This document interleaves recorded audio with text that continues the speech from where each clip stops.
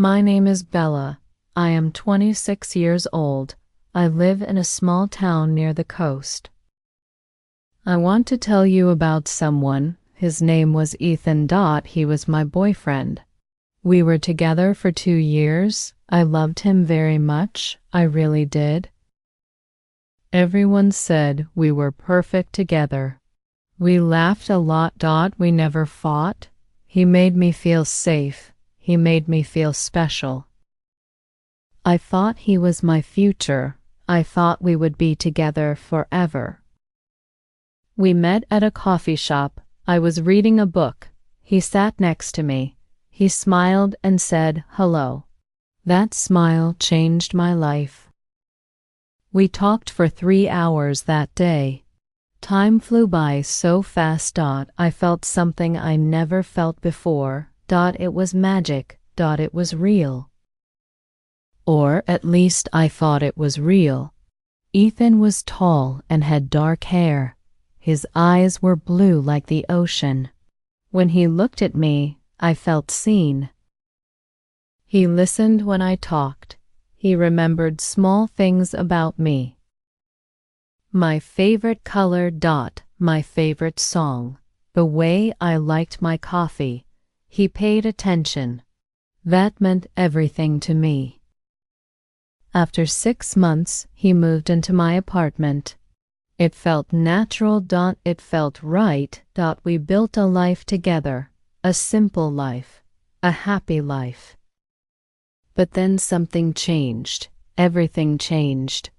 And I never saw it coming. Our mornings were my favorite time. Ethan woke up before me.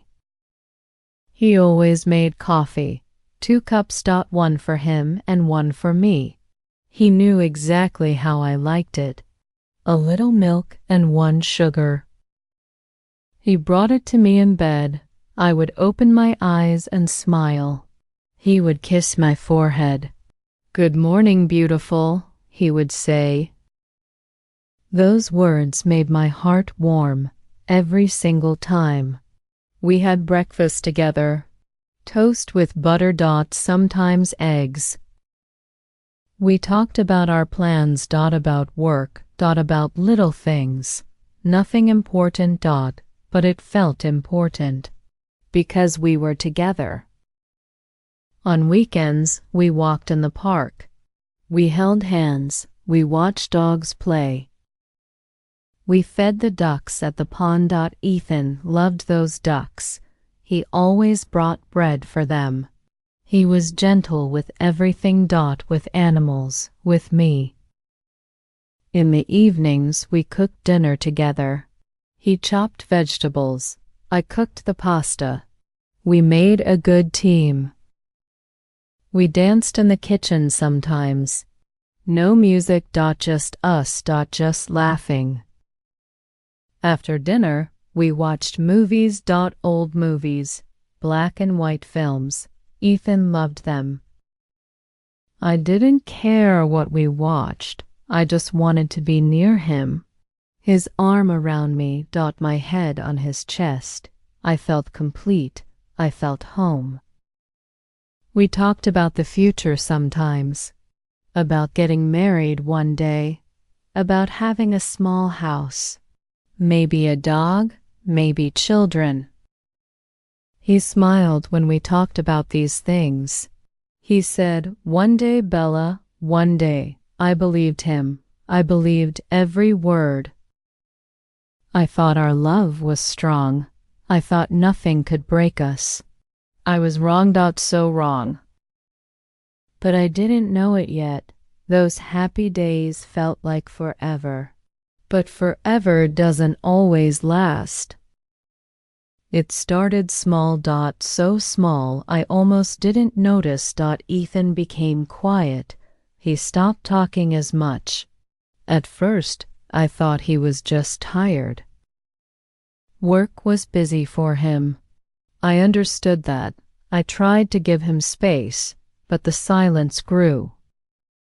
It grew bigger every day. He stopped making coffee for me. He woke up early and left. No kiss. No good morning. just an empty bed. I asked him if something was wrong. No, nothing, he said. But his eyes didn't look at me. They looked away. Always away. We stopped walking in the park. He said he was too busy. Too tired. I said, that's okay. We can rest together. But he didn't want to rest with me. He wanted to be alone.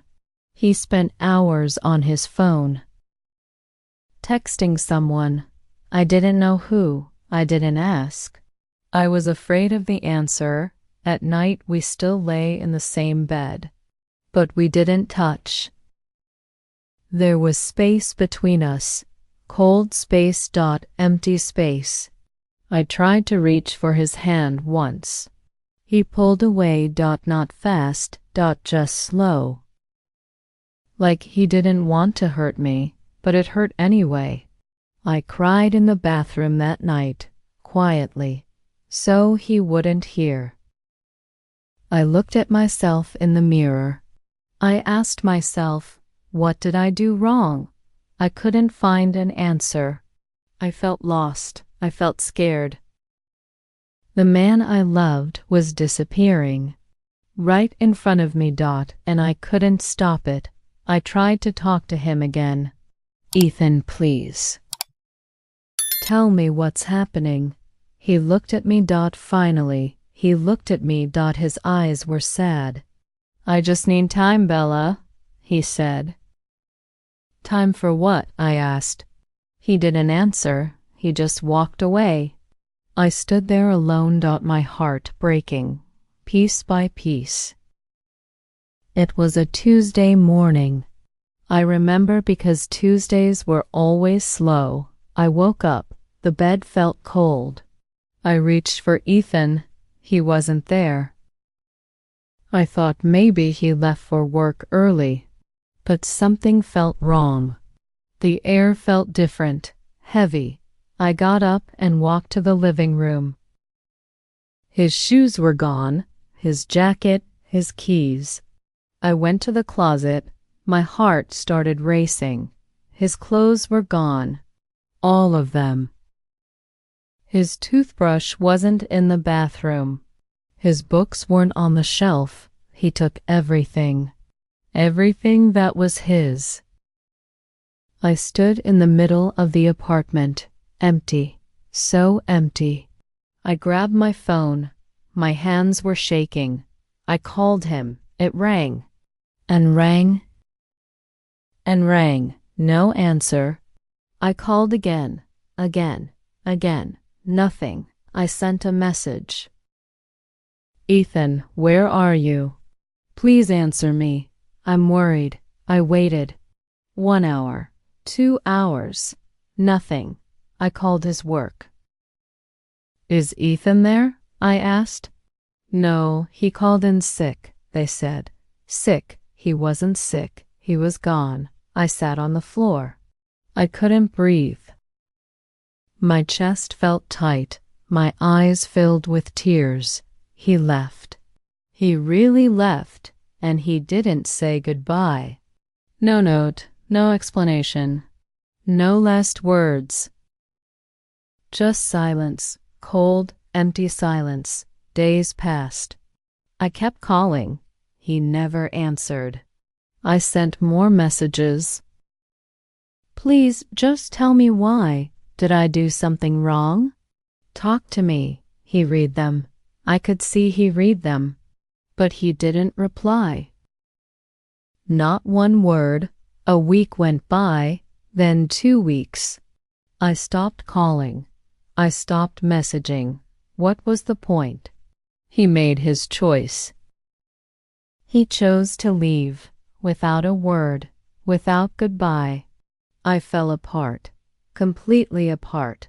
I stopped going to work. I couldn't focus. I couldn't think. My boss called me. Are you okay, Bella? Yes, I lied. I just need a few days, but I needed more than days. I needed answers. I couldn't eat. Food had no taste. Everything felt empty. I lost weight. My friends noticed. You need to take care of yourself, they said, but how could I? How could I move on without knowing why? The not knowing was the worst part, worse than the pain, worse than the loneliness. I kept asking myself questions. Did he stop loving me? Was there someone else? Did I say something wrong? Did I do something wrong? The questions never stopped. They lived in my head. Day and night, I couldn't sleep. Every time I closed my eyes, I saw him, his smile, his blue eyes, the way he said my name. I missed him. God, I missed him so much, but I was also angry. So angry. How could he do this? How could he just leave, without a word? Without a goodbye? I deserved better. I deserved an explanation. I deserved closure. But he gave me nothing. Just empty space. Just silence. One night I broke down. I cried until I had no tears left. I screamed into my pillow. I asked the universe, why? No answer came. Just like Ethan, no answer. I realized something that night. A terrible, painful truth. I might never know why he left. I might never get closure from him, and I had to find a way to live with that. Time moved slowly. But it moved. Weeks became months. The pain was still there, but it changed. It became softer, less sharp. I started going back to work. I started eating again. I started sleeping, not well, but better. My friend Sarah helped me. She sat with me. She listened. She didn't try to fix me. She just stayed. That meant everything. One day, she said something important. Bella, you're waiting for him to give you closure, but maybe closure comes from you, not from him. Her words hit me hard. She was right. I was waiting for a message, waiting for an explanation, waiting for Ethan to come back and make sense of everything. But he wasn't coming back. And even if he did, would his words heal me? Maybe not. Maybe closure wasn't something he could give me. Maybe it was something I had to give myself. I started writing. I wrote letters to Ethan, letters I would never send. I wrote everything I felt, everything I wanted to say, the anger, the sadness, the questions, the love I still had. Writing helped. It released something inside me. I also wrote letters to myself. I told myself I was strong.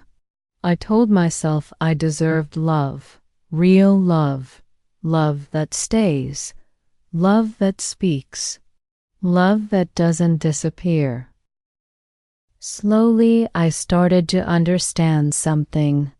Ethan's silence told me everything. He was a coward. He couldn't face me. He couldn't be honest. That wasn't my fault. That was his weakness, not mine. I didn't need his words anymore. I didn't need his explanation. I created my own ending, my own goodbye. I forgave him, not because he deserved it, but because I deserved peace. I let him go. I let the questions go. I let the pain go. It wasn't easy. It took time, but I did it. Today I am okay, more than okay. I am free. Free from waiting, free from wondering. I learned something important. Goodbyes are not always spoken. Sometimes they come in silence. And that's okay. I don't need his words to move forward. I have my own words now, my own strength, my own closure. Ethan never said goodbye, but I did. I said goodbye to him, to the pain, to the past, and I said hello to myself, to my future, to the love I will find one day. Real love, love that stays. Now I know something true. Closure doesn't come from others. It comes from within, and that is the most powerful goodbye of all. If you liked this story, subscribe to the channel and see the next story to learn even more.